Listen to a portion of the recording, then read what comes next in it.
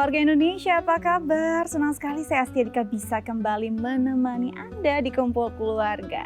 Nah, keluarga Indonesia di hari yang spesial ini dalam rangka Hari Ibu kita akan bahas tentang ibu. Kalau kita bicara tentang ibu sendiri, ibu adalah suatu sosok yang begitu mulia. Kadang-kadang mungkin terlupa bahwa sosok ini adalah kodrat saja gitu dari perempuan, padahal ini bukan hanya kodrat atau suatu hal yang harus dijalani perempuan, tetapi adalah suatu perjalanan hidup yang tidak ada cara belajarnya. Ini harus dijalani, harus benar-benar dialami, dan apa yang dialami setiap ibu pasti berbeda. Apalagi kalau bicara tentang ibu masa kini, tantangannya berbeda-beda. Ini akan kita bahas pada hari ini di Kumpul Keluarga, apa yang menjadi tantangan ibu masa kini. Bersama psikolog kita ada Anti Jovita. Langsung kita sapa yuk. Halo Anti, apa kabar? Halo Dika, dalam keadaan baik saya. Gimana Dikanya? Baik Anti, sebelumnya aku mau ngucapin selamat hari ibu dulu nih Anti. Oh iya, selamat hari ibu juga Dika, dan buat pemirsa di rumah Betul. tentunya ya. Dan ini adalah pasti satu topik yang memang selalu ditunggu-tunggu oleh para ibu. Kadang-kadang menjadi ibu tuh jadi seperti rutinitas saja. Ketika sudah menikah, otomatis ini jadi satu konsekuensi. Betul. Bahwa akhirnya ya karena memang seorang perempuan kodratnya menjadi seorang ibu. Padahal untuk menjadi ibu sebenarnya adalah sebuah pilihan yang perlu dipikirkan matang-matang. Benar nggak sih Iti? Iya, betul sekali. Jadi pada saat seseorang menjadi seorang ibu itu banyak sekali memang hal-hal yang dipersiapkan. Tidak hanya secara fisik tapi juga secara mental. Nah, jadi ini ada tanggung jawab lebih, kemudian keputusan yang diambil juga adalah keputusan yang memang sangat berharga dan berguna tentunya, dan juga memang perlu pertimbangan matang-matang. Dan yang paling penting adalah bagaimana dia bisa menerima dirinya dan kemudian merasa bahwa memang peran yang diberikannya adalah anugerah dari Tuhan. Kesiapan seseorang untuk menjadi ibu kadang beda-beda ya Anti ya. Benar. Pernah tidak sih, apakah seseorang perempuan bisa tidak sadar kalau dia sebenarnya belum siap menjadi ibu? Sebetulnya kalau berkaitan dengan persiapan, ada beberapa hal dari sisi si wanita ini. Memang ada yang dari awal merasa bahwa aku belum siap nih jadi ibu. Ya mungkin karena ada latar belakang satu dan lain hal yang mengatakan bahwa kayaknya saya butuh waktu. Entah itu memang karena perkara pekerjaan atau kemudian kesibukan tertentu, atau ingin ada hal-hal lain yang ingin dilakukan terlebih dahulu, misalnya mengenyam bangku pendidikan, atau ada misalnya trauma masa lalu dan sebagainya, sehingga menjadikan belum siap menjadi seorang ibu. Nah, ada yang disadari dari awal, tapi ada juga yang tidak disadari seperti yang tadi Dika katakan. Misalnya pada saat sudah menikah terus kemudian tidak ada perencanaan gitu, tiba-tiba menjadi hamil dan menjadi seorang ibu. Nah setelah itu baru merasa bahwa kayaknya aku belum siap deh. Nah padahal sudah terlanjur nih hamil misalnya seperti itu. Nah untuk hal ini memang butuh yang namanya percepatan persiapan, karena kan emang mau nggak mau gitu. Nah sehingga dibutuhkan pendampingan tentunya dan juga dukungan dari orang-orang terdekatnya. Nah kalau kita bicara tentang ibu sendiri kan setiap fase, setiap masa juga beda-beda nih Anti ya.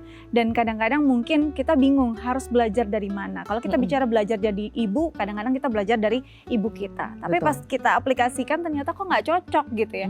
Nah sebenarnya apa yang paling tepat membuat seorang ibu itu bisa belajar dan mempersiapkan diri? Ya, sebetulnya sebaiknya itu di mix ya. Jadi sesuai dengan pola asuh yang memang sudah pernah dialami, dilihat mana sih yang efeknya itu positif buat diri kita sendiri. Jadi misalnya contohnya, pada saat dulu itu mama membesarkan aku, misalnya mama itu orangnya yang tipenya suka mendengarkan keluhan anak-anaknya, punya waktu dekat, dan ini aku merasa nyaman pada saat mama melakukan itu. Nah maka kita akan lakukan kembali ke anak kita. Tapi ada hal-hal yang menurut kita itu dulu saya nggak nyaman tuh digituin sama orang tua saya. Misalnya pada saat salah kemudian dimarahin, dibentak-bentak, nah itu saya nggak nyaman. Nah berarti yang itu jangan dipakai, karena kan kita merasakan itu tidak nyaman. Nah kemudian untuk mengisi yang kurang ini ya kita sesuaikan dengan perkembangan zaman. Makanya harus rajin-rajin nih membaca ilmu-ilmu parenting, kemudian menyaksikan acara-acara yang inspiratif, dan juga membaca buku-buku, literatur dan sebagainya untuk memang mengisi, karena namanya perkembangan zaman tuh tetap ada hal-hal yang terus baru. Jadi sebetulnya kuncinya adalah selalu belajar. Itu dia, selalu belajar, nggak ada kata terlambat juga. Kalau kita merasa kok kayaknya belum pas nih saya jadi seorang ibu, kok saya rasanya masih belum serak, saya belum menemukan polanya, ya terus belajar dan trial and error juga ya Onti ya. Bisa jadi pola asuh yang kita terima itu memang belum tidak cocok, karena kan memang menjadi seorang ibu, apalagi ini adalah buah hati dari dua budaya, ini juga perlu ada adaptasi juga ya Onti ya. Nanti kita bahas lebih lanjut lagi, tapi kita harus jeda terlebih dahulu ya Onti ya. Nah pemirsa, jangan kemana-mana, tetap bersama kami di Kumpul Keluarga.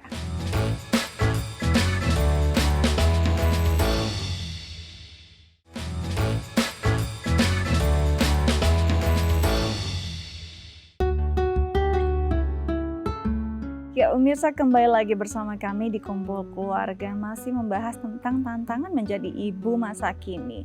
Nah, dan untuk membahasnya kita sudah tersambung via Zoom dengan salah satu ibu muda bernama Cynthia. Langsung kita sapa. Halo Mbak Cynthia. Halo Cynthia. Halo Mbak. Apa kabar? Puji Tuhan baik. Puji Tuhan baik. Oke, hari ini hari yang spesial, kita bahas tentang ibu. Nah, bicara tentang ibu, Mbak Cynthia adalah sosok ibu muda. Kalau boleh tahu, punya putra atau putri usia berapa saat ini? Aku punya putri umurnya 3 tahun 8 bulan, mau ke 4 tahun. Oke, 3 tahun 8 bulan. Waktu dianugerahi si putri cantik ini, usia Mbak Cynthia sendiri berapa saat itu? Aku hamil umur 27. Oke, 27 dan sekarang punya putri yang cantik lagi lucu-lucunya. Menjadi ibu masa kini di usia yang sangat pastinya 27 itu lagi produktif-produktifnya gitu ya. Waktu itu apa yang terfikir? Apakah ada kerisauan? Aduh, jangan-jangan saya nggak bisa seproduktif ini lagi gitu. Atau memang sudah yakin dan mantap untuk menjadi seorang ibu? Ya waktu itu sih menjelang nikah sama suami itu udah punya sepakat sih benar-benar pengen langsung punya anak gitu. Tapi puji Tuhan 1 bulan setelah menikah Tuhan kasih aku langsung hamil gitu. Emang udah di program sih, karena udah sepakat juga sama suami. Oke, jadi memang sudah mantap dari awal gitu ya. Saat itu memang sedang bekerja atau memang jadi full time di rumah nih? Pas hamil aku masih kerja 4 bulan, habis itu hamil 4 bulan aku udah stop, udah nggak kerja lagi sampai sekarang jadi full mom. Oke, jadi pastinya memang sudah mantap. Kalau kita lihat ini dari usia 4 bulan sudah memutuskan untuk berhenti bekerja dan memang mau fokus sama anak. Apa sih pertimbangannya? Karena ini kadang-kadang jadi dilema untuk sebagian perempuan yang sedang produktifnya. Duh, saya melanjutkan karir sambil mengasuh anak, atau saya harus keluar ya dari pekerjaan saya. Biasanya nih perempuan di usia segitu gampang, sedangkan Mbak Cynthia bisa mantap. Apa yang waktu itu menjadi keyakinan Mbak Cynthia? Sebenarnya ada dilema juga ya Mbak ya.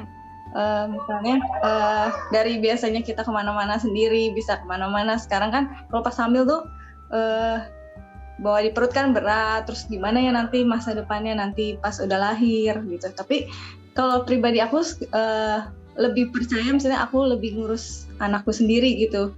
Kayak lebih tahu dia dari kecil pertumbuhannya gimana gitu. Jadi aku masih sepakat sama suami, ya udah aku memutuskan untuk full mom aja deh. Baik, jadi memang memutuskan untuk full mom ini pastinya dimulai dari menjalani hal-hal yang sifatnya dilema dan kadang-kadang ragu juga nih, benar nggak ya ambil keputusan ini, dan ini dialami mayoritas ibu-ibu muda. Menurut Onti ini hal yang wajar ya Onti ya, di dalam masa produktif lagi mungkin gemilang-gemilangnya di karir gitu ya, sudah mulai meniti karir dan memang dianugerahi anak, ini 2 hal berkah gitu dari Tuhan. Gimana menurut Onti? Iya, betul. Jadi pada saat seorang wanita kemudian menjadi seorang ibu, dia memang dihadapkan pilihan khususnya untuk yang working mom tadinya ya. Yes.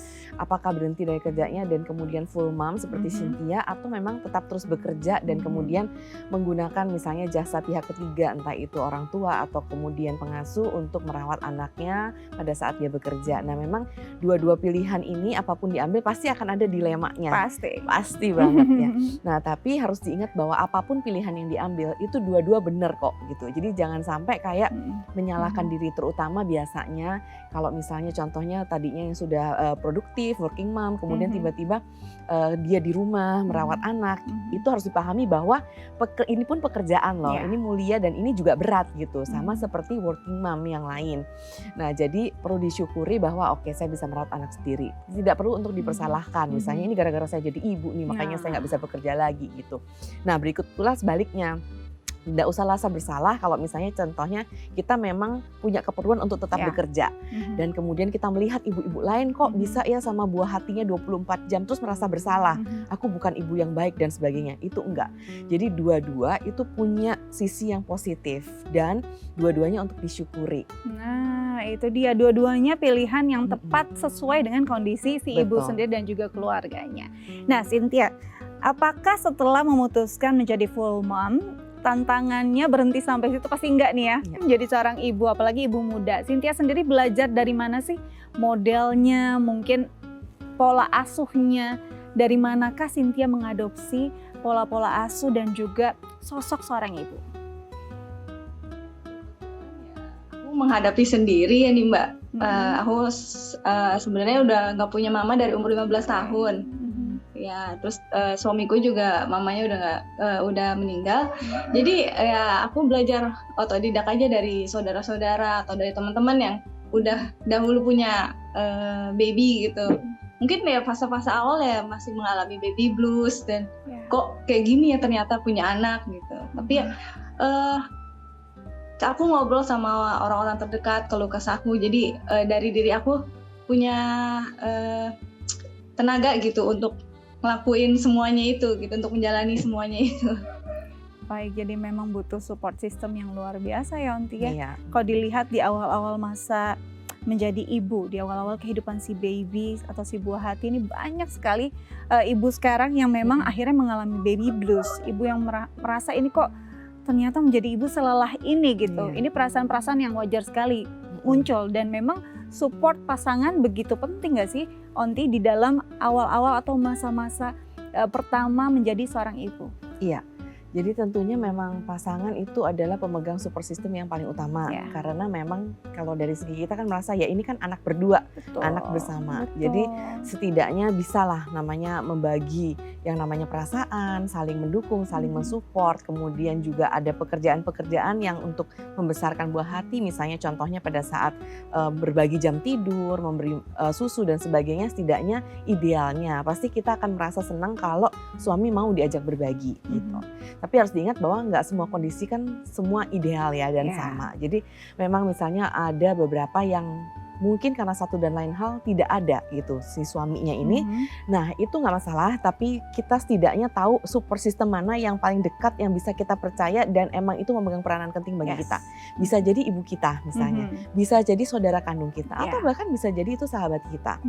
Dan kalaupun misalnya kondisinya kita merasa sendiri, nggak ada siapa-siapa, nah, kita bisa mengandalkan kekuatan internal kita. Misalnya contohnya tadi ya yang sudah diceritakan sama Cynthia, bisa dengan mencari orang-orang dengan bantuan misalnya konselor, tenaga profesional dan sebagainya untuk melakukan hal-hal yang memberikan bisa dukungan dan penguatan kepada kita. Itu dia. Support system memang begitu penting dan menjadi yang utama ya Onti ya. Oke, Mbak Cynthia, di sini ada psikolog kita, ada Aunty Jovita. Mungkin ada yang ingin ditanyakan terkait tema kita hari ini, silakan. Kalau aku sih nggak ada ya Mbak untuk pertanyaannya. Oke, jadi memang sudah jelas sekali ya gitu ya. Oke, kalau gitu aku yang nanya Onti. Onti, kalau kita bicara tentang ibu muda sendiri, ibu muda itu memang pastinya harus paling tidak kadang berkonflik batin dengan diri sendiri. Betul. Ada hal-hal yang mungkin akhirnya bukan hilang lah, tidak bisa dijalani di masa-masa awal punya anak. Betul. Seperti ngumpul sama teman, atau mungkin punya me time. Betul. Gimana caranya agar kita tidak merasa benar-benar ini terenggut dan tidak menyalahkan kondisi tersebut? Karena banyak juga yang akhirnya merasakan hal semacam ini. Iya, betul. Jadi terutama khususnya terjadi di ibu-ibu yang masih muda ya, umur-umur 20-an, karena merasa bahwa wah enak banget nih teman-teman yang pada belum punya anak misalnya, wah masih bisa hang out, kumpul-kumpul, bareng-bareng, kita nggak bisa gitu misalnya contohnya. Nah jadi memang satu, makanya diperlukan persiapan untuk penerimaan diri, bahwa kita tahu pada saat kita mengampu peran seorang ibu, berarti memang ada hal-hal yang memang harus kita prioritaskan gitu, yaitu kebutuhan anak gitu. Nah pada saat ini sudah kita lakukan, nah maka yang lain-lain itu kita bisa sesuaikan atau sesuaikan dengan kebutuhan si anak. Misalnya contohnya, bukan artinya kita jadi nggak bisa ngumpul sama temen kok gitu, bisa gitu. Tapi misalnya dengan cara ya kerjasama sama pasangan. Aku perlu nih me time sama teman-teman, boleh nggak kamu jagain si buah hati kita selama 2 jam misalnya. Atau misalnya kita bisa mengajak juga anak kita dan kita juga tetap bisa berkumpul bersama teman-teman gitu. Jadi yang penting adalah bagaimana kita bisa menyiasati, kita adjust aja, bukan artinya menjadi penghalang 100% enggak, tapi memang bisa kita sesuaikan dengan kebutuhan dan kondisi pada saat itu. Oke, Mbak Cynthia, terima kasih banyak loh sudah berbagi bersama kami di Kumpul Keluarga. Semoga apa yang kita perbincangkan hari ini berguna juga ya untuk Mbak Cynthia dan keluarga. Baik pemirsa, nanti kita lanjut lagi, tapi kita harus jeda terlebih dahulu. Jangan kemana-mana, tetap bersama kami di Kumpul Keluarga.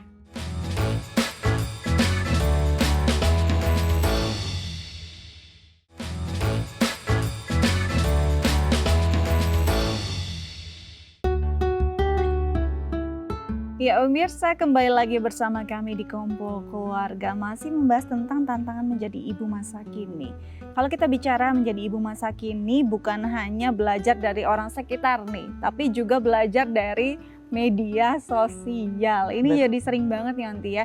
Jadi satu wadah atau medium bagi para ibu untuk mencari ilmu bagaimana menjadi seorang ibu yang baik. Nah, kalau kita lihat ini kan banyak banget ya pastinya sosok-sosok atau influencer yang membagikan pola asuh dia. Nah, sejauh mana sih sebenarnya ini berguna untuk kita, untuk paling tidak mencontoh, mengaplikasikan itu pada pola asuh kita di rumah? Iya, betul sekali. Jadi karena banyak sekali mama influencer di sini ya. Jadi walaupun tidak mama influencer, tapi mereka sekedar membagikan kebahagiaan, kemudian rasa bangga dia, ataupun kemudian berkaitan dengan pola asuh kepada media sosial dan tanpa sadari kita setiap hari melihat. Nah, efeknya ini kan bermacam-macam. Ada yang kemudian bisa meniru, kemudian merasa berhasil dan happy dengan yang ditiru, tapi ada juga yang justru menimbulkan kayak justru semakin frustasi atau stres karena semakin tidak bisa memenuhi. Karena titik idealnya kayaknya beda gitu ya, jauh betul, sekali. benar sekali. Nah, jadi untuk yang menyikapinya harus dengan bijak nih. Jadi pertama adalah kita boleh nih meniru atau mencontoh kalau memang itu satu memang sesuai dengan nilai-nilai dan prinsip-prinsip kita. Ingat bahwa setiap orang punya prinsip yang bisa jadi berbeda. Kemudian yang kedua, sesuaikan dengan kemampuan diri juga. Ketiga, sesuaikan dengan memang kebutuhan dan kondisi diri kita dan juga keluarga kita tentunya. Nah, jadi untuk hal-hal yang memang kita rasa memang gak bisa diikutin atau tidak sesuai dengan tadi hal-hal yang disebutkan, ya berarti memang tidak usah untuk diterapkan standar juga ke arah situ. Karena untuk tadi balik ke topik kita hari ini menjadi ibu ideal, itu sebetulnya kalau saya mau bilang gak ada sebetulnya ibu yang ideal gitu. Kita semua ibu itu selalu berproses kok gitu dengan kondisi kita masing-masing. Dan sebetulnya seorang ibu harusnya bukan menjadi ideal tapi menjadi ibu yang baik gitu. Karena kalau kita bilang ibu yang baik itu berarti ada unsur kita tuh selalu belajar dan belajar. Dan kita tetap melihat kita itu bisanya apa, potensi kita di mana, kita mencapai itu. Tapi kalau kita sudah ngomong ideal, itu berarti ada standar yang kayak harus gitu kita capai. Nah itu membuat kita stres, frustasi, dan bahkan mungkin gak realistis juga buat diri kita. Kalau kita bicara tentang ibu, banyak ibu yang merasa kadang-kadang ketika mendapat, bukan cobaan sih sebenarnya, mungkin kenyataan tidak sesuai dengan apa yang dia inginkan. Misalkan sudah berupaya keras, ternyata kok nilai anak saya nggak bagus ya, kok sering kali ya dia menunda pekerjaannya, atau kok dia malas belajar ya, kok dia susah baca sih, kadang-kadang gitu ya. Dan yang dilakukan oleh si ibu adalah menyalahkan dirinya sendiri. Benar. Saya gagal menjadi seorang ibu. Apa yang harus kita lakukan ketika rasa itu muncul? Iya, betul. Jadi ini bagus banget nih. Jadi yang perlu ditekankan dan diingat dalam diri kita adalah gini. Setiap anak lahir itu dia sudah mempunyai potensi bawaan sendiri. Entah itu faktor kepribadian, entah itu kemampuan dasar, ataupun karakter-karakter itu sudah ada dalam diri dia.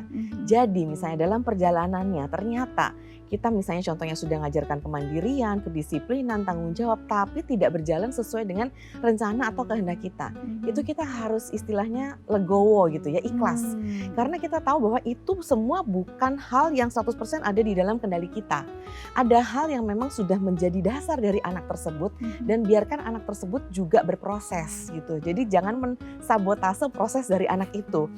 Anak menjadi tanggung jawab, disiplin dan sebagainya itu kan punya kematangan yang berbeda-beda. Ada yang dia contohnya, dia perlu berproses dalam dirinya sangat panjang sehingga banyak sekali kesalahan-kesalahan mungkin yang dia perbuat. Dia tahu yang benar seperti apa, tapi kemudian dalam dirinya tetap mau mencoba hal-hal yang lain, bahkan yang terkadang kurang tepat mungkin. Tapi apapun itu justru yang membentuk dia menuju kedewasaan dia di usia tertentu yang mungkin tidak pernah sama teman-temannya. Tapi at the end proses itu akan nyampe gitu. Nah, jadi tadi jangan mensabotase bahwa memang setiap anak itu punya jalannya sendiri. Yang penting kayak kita sudah berusaha yang terbaik menurut kita. Nah, sisanya memang kita relakan bahwa itu adalah jalan anak kita. Dia punya keputusan yang bisa ambil sendiri. Kalaupun dia gagal enggak masalah. Tapi yang penting adalah kita sudah berusaha nih seperti yang kita lakukan. Tapi kemudian sisanya biarkan si anak kita berikan kepercayaan untuk bisa memproses dirinya juga. Jadi ingat kalau emang segala sesuatu ada yang berjalan di luar kendali kita, kita terima hal itu. Kita accept karena kita tahu bahwa kita dan anak kita walaupun dia di bawah asuhan kita, dia tetap punya jalannya sendiri, takdirnya sendiri, dan juga dia perlu mengelola dirinya sendiri. Ini berarti juga bukan semua kesalahan dari si ibu gitu. Ketika ada tantangan yang anaknya hadapi, itu sebenarnya bagian dari kehidupan si anak gitu ya. Betul bukan sekali. Semuanya menyatu pada kehidupan si ibu. Dan bicara juga tentang ibu ini bukan cuma sosok yang atau peran yang dilabeli pada seorang perempuan ketika memiliki anak. Ibu juga menjadi satu sosok yang mengurus banyak hal dan Benar ibu itu sekali. Multitasking gitu. Tapi ketika mungkin ada seorang ibu, bukan ibu yang baik karena saya nggak bisa masak, bukan ibu yang baik, saya nggak bisa nyuci piring, nggak bisa nih. Nah, gimana nih Onti? Bagaimana caranya agar kita tidak punya feeling guilty ketika tidak punya kemampuan menjadi seorang perempuan, seorang ibu yang multitasking? Nah, iya betul. Jadi sebetulnya gini, ada keterampilan-keterampilan yang memang kita upayakan walaupun kita nggak bisa, tapi kita at least pada saat diperlukan kita mampulah gitu. Walaupun kita nggak terlalu senang menjalaninya. Misalnya kayak memasak, contohnya, wah saya nggak suka memasak gitu. Tapi sebenarnya memasak kan kemampuan yang kita bisa pelajarin dikit-dikit lah, sehingga kalau pas pada masa urgent, anak masih bayi, butuh makanan yang paling tidak bisa gitu. Tapi kalau let's say kita bener-bener nih, karena satu dan lain hal kita emang nggak suka, kita nggak bisa, kita nggak mau. Nah berarti emang kita harus deal sama orang-orang terdekat kita, misalnya suami atau orang yang ada di rumah, bahwa memang bagian ini saya nggak bisa melakukan, gitu. Jadi untuk yang ini bisa nggak dilakukan oleh kamu gitu ya, atau dibantu orang lain, betul. Dan saya akan melakukan bagian yang lainnya, misalnya seperti itu. Jadi tinggal kalau misalnya kita mau melakukan, kita lakukan, nggak usah perfect, nggak apa-apa. Dan kalau kita memang merasa nggak mau dan nggak bisa, memang kita perlu berkomunikasi dan negosiasi sama orang-orang yang dari sekitar untuk membantu kita. Itu dia. Memang ibu adalah sosok yang tahu banyak hal, yang bisa banyak hal, tapi ketika tidak mampu pada satu bagian bukan berarti mengurangi esensi si ibu sendiri. Betul sekali. Karena ibu itu nggak ada yang ideal, adanya ibu yang terus belajar. Betul. Onti, terima kasih banyak sudah berbagi kasih. bersama kami di Kumpul Keluarga. Pemirsa juga di rumah, untuk para moms di rumah, selamat hari ibu. Saya Astia Dika pamit undur diri, sampai jumpa.